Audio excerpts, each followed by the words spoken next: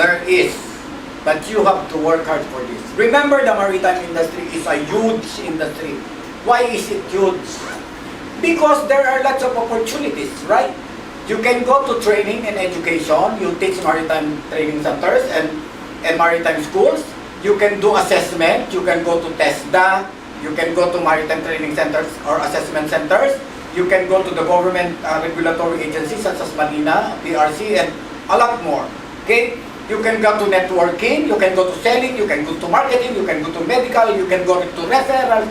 You have a lot of opportunities. So there's a lot of money in the maritime industry. But it becomes a small industry when you mess up.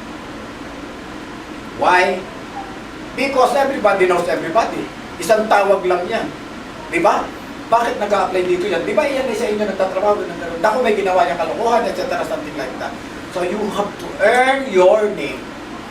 Protect your name. Establish a name in the industry before you can make money here. Okay, so when you start teaching after your graduation, do not brag your certificate because does not qualify you just because you have the certificate. Okay? Number one requirement is you have to have your good communication skills. The standards of training certification on landscaping dictates or mandates that the official language used in training and education is the English language. And how is the English of the seafarers? Do not tell me, that's the way we talk. Because, you know, we are seafarers and that's acceptable. But because you are a teacher now, that's no longer acceptable that your English is like an engineer. Sorry. The Dick people also speak the same. Same. Yeah, same lang. Okay. So this means your communication skills, your practical skills, probably your way of life, your dressing, your beliefs, how do you deal with people, how you carry yourself, do you know computers? Because if you are not very familiar and you are not skilled in computers, you're automatically out in the maritime industry. Why? Because we have a lot of program. So this means that if you do not know PowerPoint at least, and you do not know Word, that you're automatically out. Right now, we are practicing a paperless program. So therefore, your handouts are found in your laptop, and that's what you call this, disposables. Most of your laptops are disposables. My God, I have had 7 laptops, and these are all disposables. That's why it made me decide that I have to buy a new one because I will depend on this to make money. Okay? What else? So the manner of dressing. How do you describe a seafarer? It's with a t-shirt with MS Phil. Is that MS Phil? Is Captain Bunny and is a friend of mine. What else? You have to change your culture. You have to, because you deal with management, you deal with administration, you may not be treated like coffee with milk. When you go to the training center, you may be under your junior, and there are many cases. Because the industry gives what? A higher regard for positions and age, right? This is a culture in the maritime industry. You have to practice that. Maybe it will create some conflict if you work in training centers and maritime schools, and your superior will be somebody who is your junior. You know, it's a culture in the maritime that, you know, higher positions and age is being given special regard. Right? Okay? What else do you need? You need to submit yourself for administrative purposes. Why? Because you need to submit reports. You need to submit grade. You need to comply with assignments. You need to attend meetings. Generally, this is what I hear. Pag nagtuturo na, hindi ako pwede umatay ng alas 6 kasi alas 7 off na ako. So I will go home at 5 o'clock. Okay? So you need some flexibility to this. Yes, but you still need, remember that 25% of your responsibilities as an instructor, as a teacher, or as an employee is perform what? Perform other matters for the good of the service. So therefore, the 25% falls on that area. Okay? What else? Your manner of dressing. Do not dress like a seafarer. Diba? Dress like a teacher. You earn more respect because of the title. It used to be na bugoy-bugoy ka lang, ikaw ay naka high waist na pantalon, di ba? Baston na labas ang medyas na kulay green, di ba? At ang t-shirt ay may tatak. And then you have your backpack, di ba? At ang rubber shoes mo ay Nike na hindi ko alam kung or safety shoes. Kung hindi pa binigyan ng safety shoes, wala kang sapatos, ang bahay ka. Samantalang you've been giving a lot to your family, friends, relatives, neighbors, people in the neighborhood. Grabe. But this time, you have to attend to yourself. Diba? Sakura. Ay, ano ba yung brand mo? So, dress like a teacher, not a seafarer.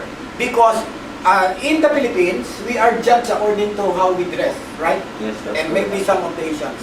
When I go to the bank, I dress like this. Sometimes I have necktie, and then, sir, may I have? If you go there with your sando and etc., nobody attends to you. Diba? Pero hindi nila alam, yung palang nakaganon, mas maraming pera. Ako ay mag-withdraw, yung kasabay ko na nakashort na nakasando, mag-deposit. Siguro mo, that's the difference. Why? Because we earn respect by the manner by which we dress, we carry yourself, by you spread your hair. My God, I cannot comply with that. Anyway, so you have, in the maritime, it is acceptable, sorry. It's my, ano tawag doon? Art. Hindi art yun. This is my self-expression, diba? This is my fashion statement. Okay, my father was a soldier, and we cannot do anything like tattoo and earrings and etc. But when he died, I did what I want because this is my body and I'm responsible for myself. Okay, so once again, I would like to congratulate you for intending to join the training and maritime industry and become instructors and assessors in the future. Of course, after your training course for instructors, you will be going to the IMO Model Course 6109, which is training course for assessors, and therefore you are complete. And there is one more that you have to comply. That is IMO Model Course 6.10, which is for instructors who will be teaching using the simulators, and I'm sure, especially the officers, teach the management level courses. You are in the aircon room, you have your necktie, your barong or coat. Do not join the younger ones or the millennials because there are so many. Do not go to far fighting facilities and practical facilities. Go to the aircon room because number one, it pay off more. Number two, it's not as tiring as when you are, our energy is already at the height or you have passed the height of it. And then lead the practical exercises to the younger ones. Okay, help our students on the management level courses. Okay, so your facilitation skills is number one. Is also one of the important factors that you need to become instructors. Okay, but why is that? From communication, you have to exert your facilitation skills. Standing here and displaying your skills on how you transfer. Now, I know that you have a lot of information on your head. A seafarer has a lot of knowledge and skills within himself, and it is very nice to share them, but the problem is how are you going to share it? How are you going to transfer it to the student? If you give opportunity for a seafarer, particularly ship officers, at the opportunity to talk, they will talk the whole day.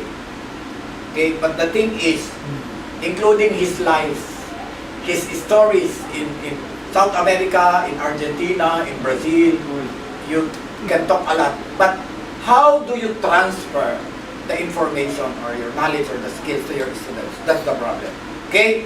Because I know you will be lecturing, you will be talking a lot, but are your students all good listeners?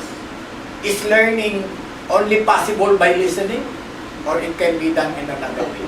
And these are the things that we are going to study in the course for the next 10 days. Okay? So it is not, or probably you may not be dressed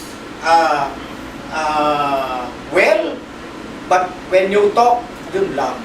And when you introduce yourself, sometimes you talk a lot about yourself. But the moment that you start teaching, then that's how the momentum goes down. Because your students will be expecting from you a lot.